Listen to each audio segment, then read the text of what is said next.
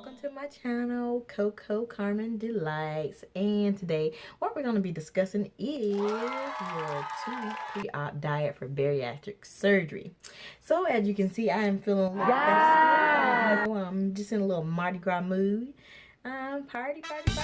Woo-hoo. But anyway, what we're going to discuss today again is the requirements for the 2-week pre-op diet. We're going to go over the purpose of this diet, your diet regimen, what clear liquids are allowed, dietary goals, additional foods that are allowed, and then some foods that you will want to avoid.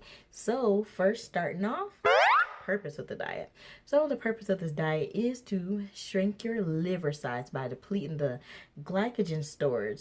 In order to do this, you will want to eliminate mainly pretty much all carbs. Things such as bread, rice, pasta, potatoes, cereal, snack food, sweets, fruits, sugary drinks such as sweet tea, Gatorade, regular soda, juice, lemonade, and punch.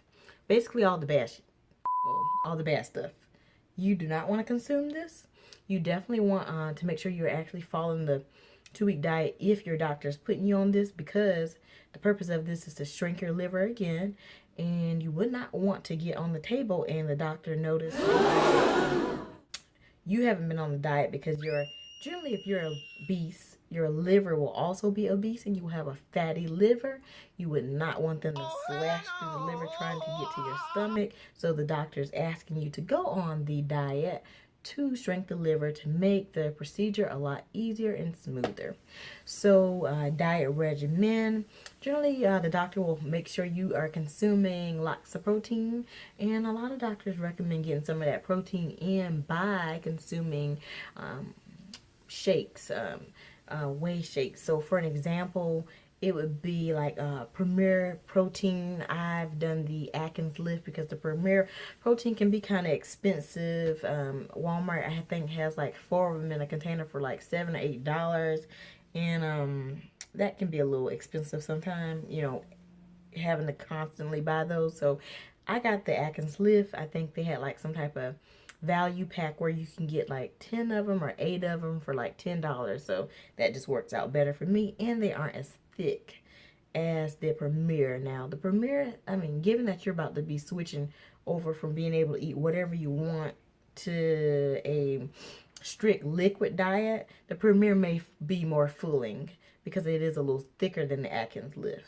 So next, what we're going to also go over is clear liquids that are allowed. So you can have anything from water, chicken broth, or any flavor. You can have sugar-free gelatin, sugar-free popsicles, sugar-free Kool-Aid, Crystal Light, decaffeinated unsweetened iced tea, decaffeinated coffee, flavored water, Diet Arizona tea, Diet Snapple, Propel Fitness water. And then you would want to make sure you avoid all caffeinated and sugary or carbonated beverages such as soda. All right, now the fun part, dietary goals. So dietary goals, you do not want to consume no more than 1,200 calories or less per day. As far as protein goals, somewhere between, they would want you probably to be able to get in somewhere between 90 and 120 grams of protein. Now that kind of sounds like a lot, but Premier Protein claims they have at least 30 grams of protein in just one shake. So, do that 3 times and there you go, 90. Shakes probably wouldn't be your only means to getting protein in.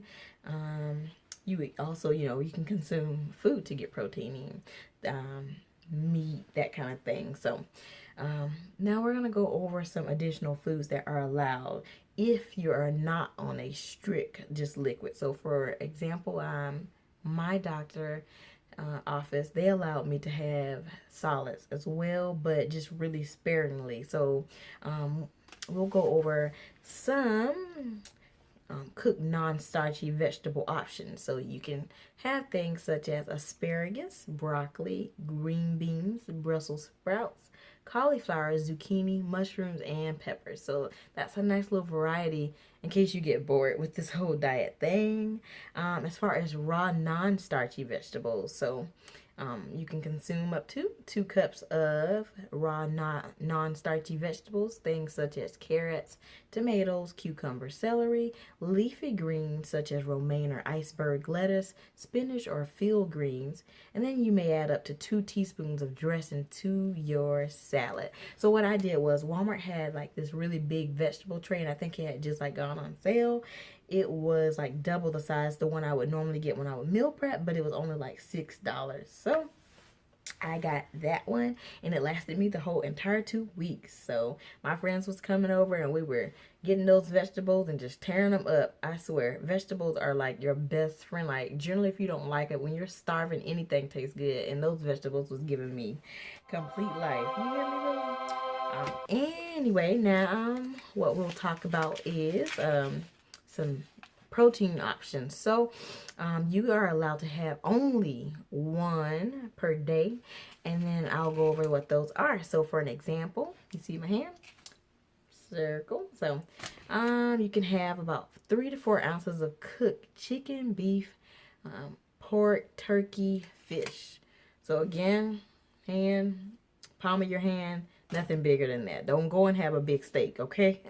Now, don't let me find out you sitting up at, what's those steak places? Because I don't eat a whole lot of steak. But, Tiff, what's a good steak place?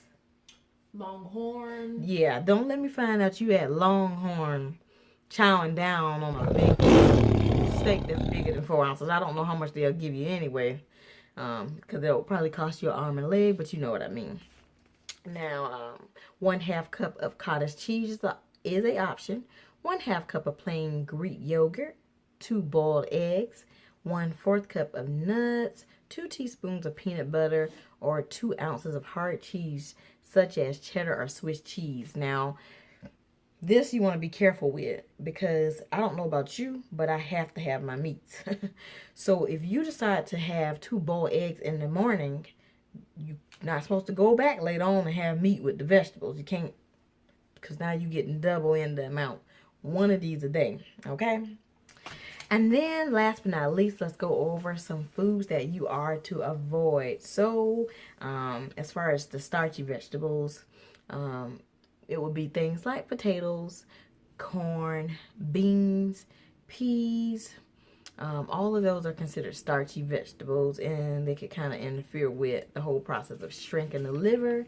And remember, before you go into surgery, there will be, and you shouldn't normally, they will tell you no eating or drinking the night before surgery or after midnight. So that is just a brief overview of what the bariatric 2-week pre-op diet consists of.